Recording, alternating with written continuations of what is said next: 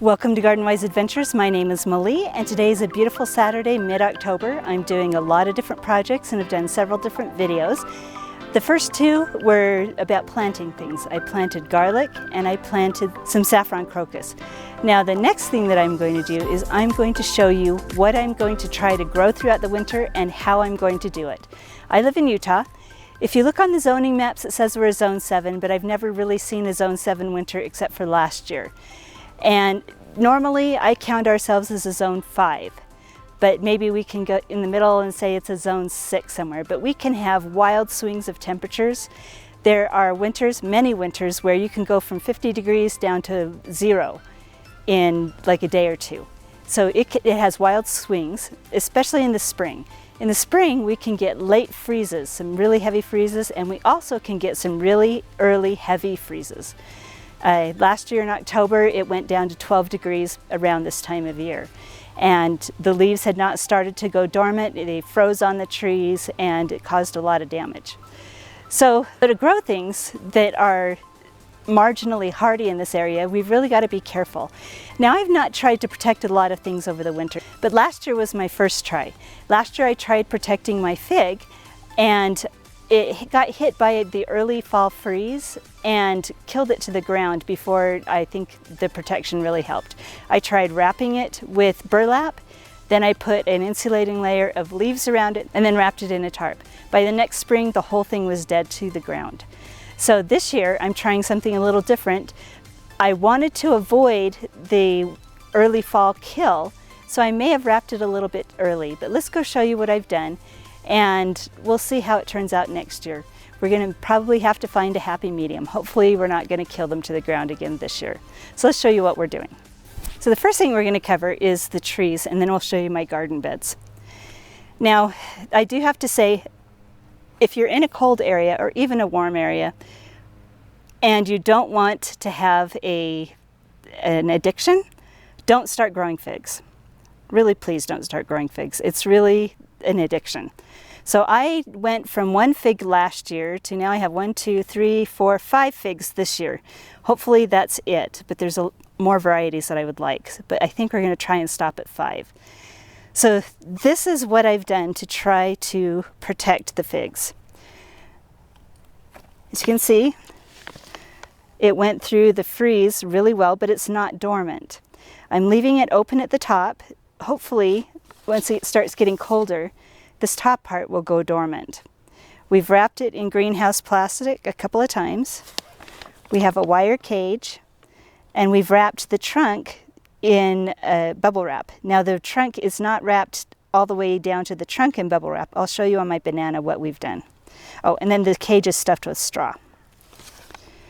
So let's show you with this banana. The banana went through a freeze and is looking a little bit worse for the wear, but I think the main problem with this one is bananas do not want to go into the winter wet, and we had heavy, heavy rain for about a week and a half. So the straw is soaked, everything is soaked. So what I'm going to do is unwrap both my bananas because we're going to have a string of good weather. It's not going to go below freezing again for at least the next week. So I'm going to tear apart my wrap and try and get this to dry out. If we can get it to go dormant, then I'm going to cut the top of it off. So let me show you the layers that I do. So the inside layer, and I couldn't find anything other than cardboard, but this is a very heavy-duty cardboard. This is going around stakes that are around the trunk to leave kind of an air pocket around the trunk so that it doesn't get rotted out. Around the outside of these cardboard pieces, I wrap the entire thing in bubble wrap. So that's going to insulate the trunk. What I'm trying to do with this banana is keep the corm alive so that it'll fruit next year. Bananas fruit on the second year, not the first year. Now these bananas, this is a Musa valentina. It's a pink, I can't remember, it's a pink banana that they say is really seedy but edible, sweet and edible. So we'll see what it tastes like if we can get it to flower. But these are hardy enough that I could just heavily mulch it and leave it over the winter, and it should come back again next year. The only issue is that would be counted as first year growth, and it wouldn't fruit. So what we're going to try to do is get these to fruit. I'm going to end up unwrapping this one so that it can also dry out. But it took a lot of time to wrap all the rest of these, and I don't think I'm going to unwrap them. Let me show you the difference. So you see this fig right here, we're trying to not let it die down to the ground over the winter. We definitely want it to go dormant, but we don't want the stems to die. We want to have the brava crop, which grows on last year's wood. The brava crop has a much better chance of ripening, before the first fall frost hits. So that's what we're doing with this one. I don't know the variety of this one. It was supposed to be an improved Celeste, but it's not. The leaves, I've been told, are not the leaves of a Celeste fig. So we'll see what it is next year and see if it survives. This one right here was a Chicago Hardy. I'm not going to wrap it the same way I wrapped everything else. It's okay if this one dies to the ground. It didn't have a lot of growth last year anyway. But I decided to just see what an insulation of straw would do and see if it would protect the stems so they don't die to the ground next year. As you can see, it got hit by frost a lot more heavily than what was supposed to be the improved Celeste. This one is, and you can see the kind of the layers that I've done in here.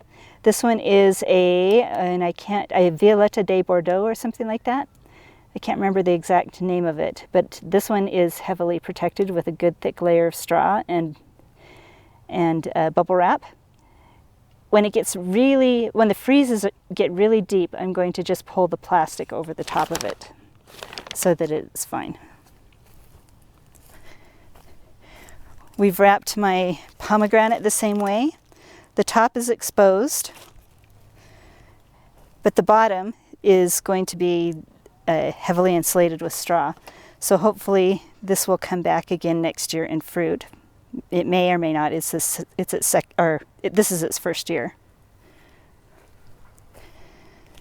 And then things like my persimmon, which is marginally hardy in this area, I am not going to protect. I think it should be fine. This was this is a Giro persimmon, and it just did not do well. What I'm hoping is the roots got a chance to get established and that it'll do better next year. I am going to take a lot of the bark out of my compost bin and mulch this a little bit more heavily for the winter.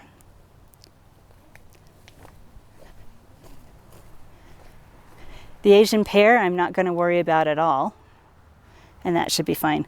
Let me go show you what I did with my larger fig. Okay, this big behemoth right here is my Chicago Hardy. It had literally hundreds of figs on it that were the size of marbles. They did not get a chance to mature. And so I've wrapped this one in exactly the same way as everything else, except for what I did is it was about 5 feet around, maybe 6 feet around. So I tied all the branches up, and then I'm using this insulation. So I wrapped the entire thing in this insulation, stuffed the straw around the outside of that, and then wrapped the rest in greenhouse plastic. I've left the top exposed so that it can remember to try and go dormant. But as you can see, it was not touched by the freezing temperatures. And this is the size of all the little figs. I think you can see that there. So there were hundreds of those. There's one right here too. There's more down inside. I may unwrap the top and see if we can harvest some of them. Maybe it'll ripen. I don't know. We'll see. This one's a Desert King that absolutely needs to fruit on the brava crop. Its little head is poking out too. So we'll just see how it goes. Hopefully I don't cook these. Hopefully the straw mulch is heavy enough. And hopefully we don't rot them out. I may have to unwrap the entire thing and get at least the plastic off of it. We'll see, because it's going to be in the 50s and 60s for the rest of this week, and this is the south side of my house. Now I'm going to show you how I'm going to do my garden beds. So this right here has my cabbage and kohlrabi that I planted in August. So you can see the cabbage is just starting to head up, and what I'd like to do is keep it growing so that it continues to head up. This is the kohlrabi. We're starting to get a bulb on it. Let's see if we can get it to focus. We're starting to get a bulb on it, but it's still got a ways to go. We've got some spinach in the back and some arugula. Got a little bit of dill and some carrots in here. So this went through the freeze just fine. This is a single layer of plastic. This is what I used last year. And everything lived, so just kind of a report from last year's video. Everything did live. The cabbage was okay. I was able to use the cabbage. It did take quite a bit of damage, but the inside of the heads was good. The kohlrabi came out as hollow, so they didn't do as well. And everything else died except for the red kale. The red kale did really well, and I had some bulbing onions that were right on the corner over here that did okay. So a single layer of plastic will keep things alive. But what I wanted to do is kind of up my game this year. So let me show you what I was drying on the other side, which is kind of fallen off now. I have some floating row covers that I will be putting over the vegetables in this bed. So it'll be a double layer, but it will be a single layer of plastic. The second layer will be the floating row covers over the vegetables during the coldest part. So anyway, I was just trying to dry these out because they were wet from the heavy rains. Now I will link the video that I made of how I created these hoop houses, but for the single layer one, this post right here is, we've got, hopefully I don't pull the whole thing apart, but if you can see right down here, it's over rebar. This is a 3-way corner connector, PVC corner connector on just regular PVC pipe. This PVC pipe is 3/4 inch, and this is a 1/2 inch so that it can go into the connector down there. We tied a string over the top. Now the string is to, number one, keep the plastic on, and then also, when you pull it up, it holds it up. Now I do use PVC clamps on the back from time to time just to keep it up a little bit better. So this is the way this one's constructed. Let me show you the other ones, my double layer hoop houses. Now here are my double layer hoop houses. They're built exactly the same way as the single layer, except for what I did, I used these 3-way connectors so that I could have that second layer for the hoop. Both have layers of plastic on them, both have strings to hold them up. And I use the PVC clamps. You can see a clamp right down there to hold the plastic down during the coldest parts.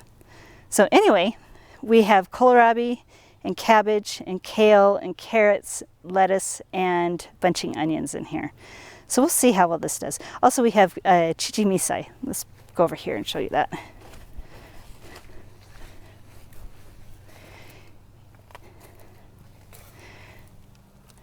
So here's the chichimisai right in here that is really good.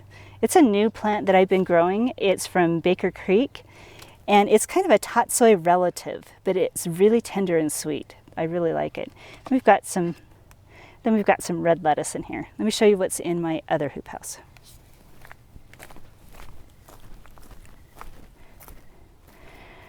This one has cabbage and Swiss chard.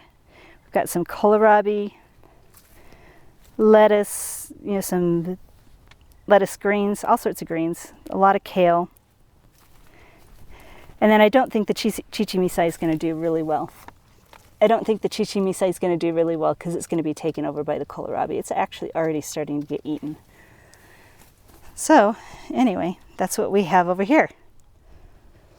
So we'll see how well these vegetables do over the winter in the double hoop house and in the single hoop house, and then we'll give you a report next spring on what survives and what doesn't. Sorry about the sun in my eyes. But anyway, I hope you enjoyed this video. Let me know if you are in a colder climate and do try to grow vegetables over the winter that don't have a greenhouse.